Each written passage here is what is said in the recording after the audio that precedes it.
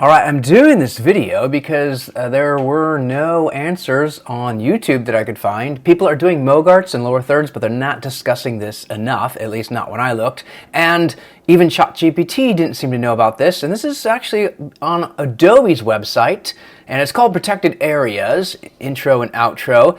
And once you know all that, then you could probably get here. But I'm here, so let me explain it really quickly. You've got a text field, and we will put it at the very beginning.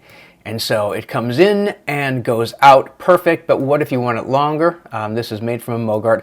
It can't be any longer because it's a set length, and if you made it shorter, you'd have the intro, but the outro would not start. So all I wanted to do, in a nutshell, is just have this be a dynamic range, and for whatever reason, people aren't putting it into their YouTube videos. Not that I can find. Some people probably are, and I probably just missed it. It's me. It's not you. It's me. But let's go and see why this doesn't work. Go into After Effects, and I have it here, and it's doing exactly what it's supposed to do here. Text in, text out after 2 seconds, text in, text out.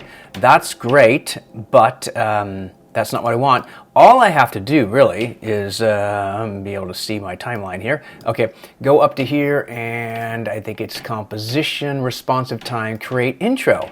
And just make sure it actually covers your entire, all the keyframes that you want. There's my intro. I can go up here and say composition, create outro over here. And again, you may have to drag it around. For some reason, it likes to drag both in this case, but I want to grab it. And there it goes. Okay, so now it's got an intro area and outro area. So this area will be the dynamic area. It'll make sure at the beginning it does all this, make sure at the end it does all that, and then everything else in between it is fine. I've already got the motion graphics template going, so I will export it. It's going to update it with the new one.